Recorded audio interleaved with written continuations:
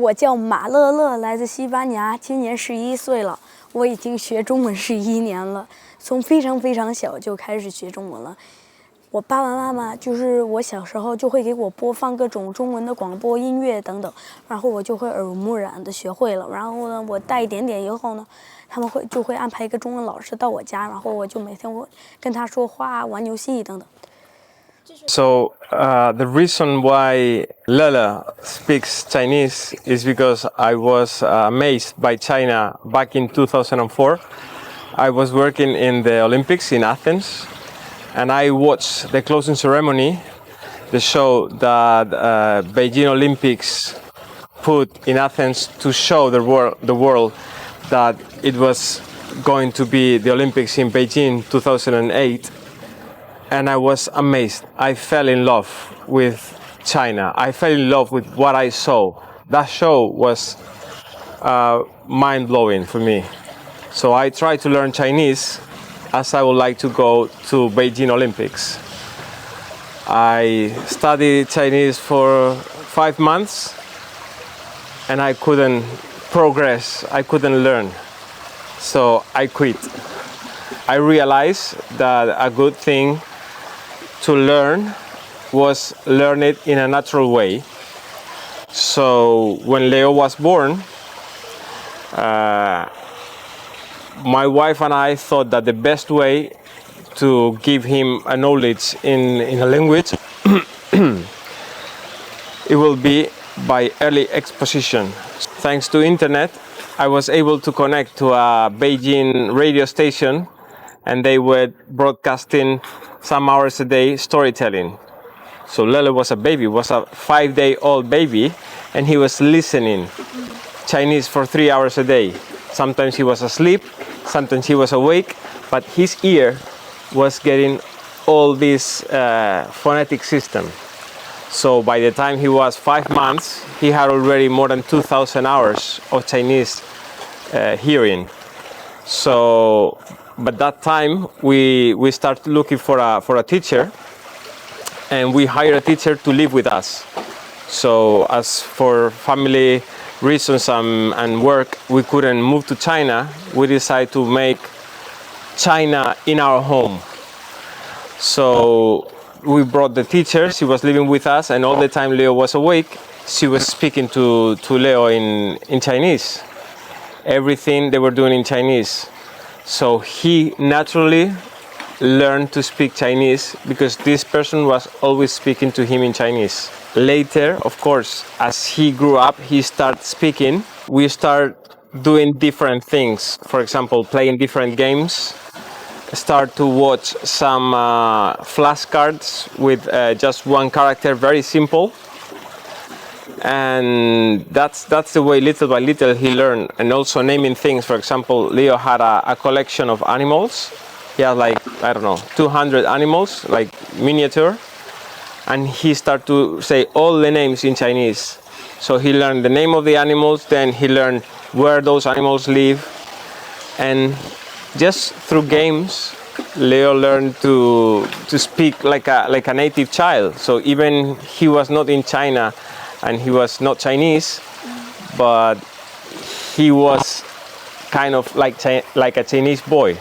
有时候有一些东西比较难学一点，就是比如读和写比说话难一点点，但是我还是铁杵磨针的。到我现在，比如说一个火，你慢慢的把木头放进去，就会把那个火变得大。要是你突然把很多很多木头放进火里，火就会灭了。就是这样，我是一滴一滴的，就是放一个木头等一点，放一个木头等一点，然后我就会慢慢的积累很多很多东西，然后就会知道很多很多东西。我喜欢自己做更难的事情，看看我能到什么程度。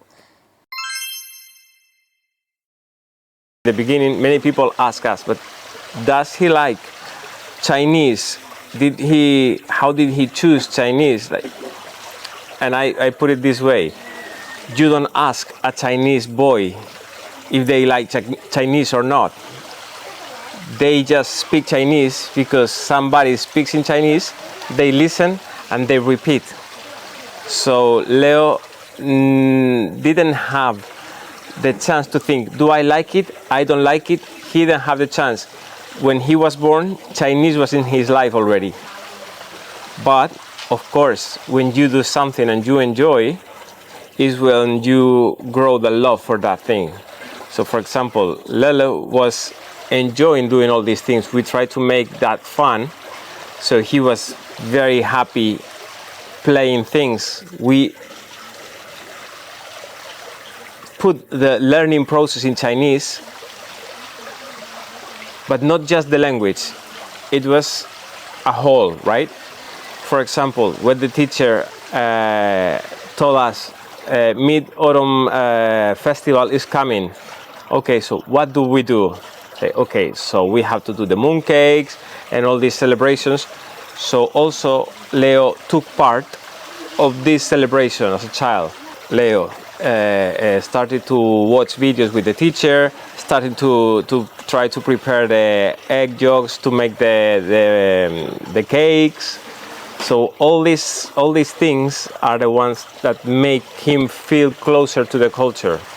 And I think that's important because it's not just a language.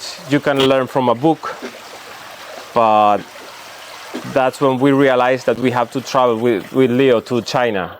So when he was 3 years old, it was the first time we came to China. It's when we understood better how the interaction with locals really impacted him and made him like Chinese more. 我第一次来中国，我应该3岁，第一次来是来到上海了。对，我来到上海，然后我爸爸有一个我的视频，我们想上高铁，然后我在跟一个中国人交流，买那个票，然后他一开始看着我说。你会说中文吗？然后我就跟他开始说中文交流，他就觉得我非常厉害。When you see him happy, making friends, enjoying the typical things, and asking the other kids to teach him, to show him more things of the daily life, like today's experience, he's having fun and playing with children, and at the same time, he's learning things that as a tourist, you are not able to achieve. So I'm very happy for this opportunity, for this chance he has to embrace and to learn more about the daily life in China. 我爸爸妈妈每年都会带我来3、4次中国。我去过北京、上海、成都、重庆、广州、三亚、大连、南京、西安和天津。从飞机下来的时候，我就感觉到家了。我觉得中国非常大，然后这边的人非常善良，要是你说我想就是说这里，然后他们就会带着你走到那里，因为你们都很善良。我来中国的时候，我也会打乒乓球、做编程、打功夫等等。我会做很多就是课外活动，比如乒乓球，就是我刚才说的这些。然后我也会逛街呀，去古代的街。然后我就会逛，就是很有趣的地方，吃很好吃的饭。从以前到现在已经变了好多了。我10年前微信都没有很多人，就是还没有很多东西。现在你看微信都能付钱，都什么都能做了。就是你们中国的前沿科技现在真的就是非常厉害。但是我在英国总是会就春节呀、中秋节这些端午节都会过，在我的朋友们中国的朋友们也会跟我一起挂春联呐，什么的都会。I asked him, but what do you want to do in the future? Say, I want to be not only one thing. He said, I want to be a scientist. I want to be a physician. I want to be, I want to explore the space. Not as an astronaut, but I like to explore this. But on the other side, he said, but I like to sing. I am artistic. I have an artistic soul, and he likes to perform.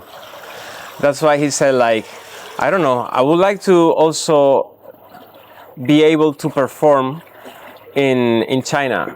I mean, he already have done a movie and several actor jobs.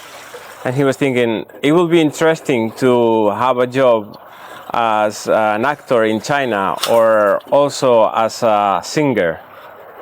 He said, I would like to be a connection, a bridge between the West and China, and people could understand. I would love to sing in different languages so I can bring my experience and my love from China, and people will understand that I can sing those songs to touch the hearts of all Chinese people, but also I can sing in another language so I can speak about the good things I love in China, about all China has given me.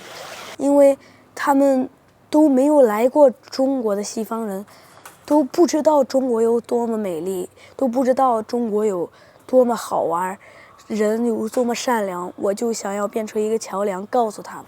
我有时候会发很多视频，让更多西方人更好的就了解中国，看就是所有在中国的前沿科技呀，就这些。我现在长大以后，我就非常想要在中国上大学，什么清华、北大这些。What university you want to go in China? Say, I don't know if I have to do some studies.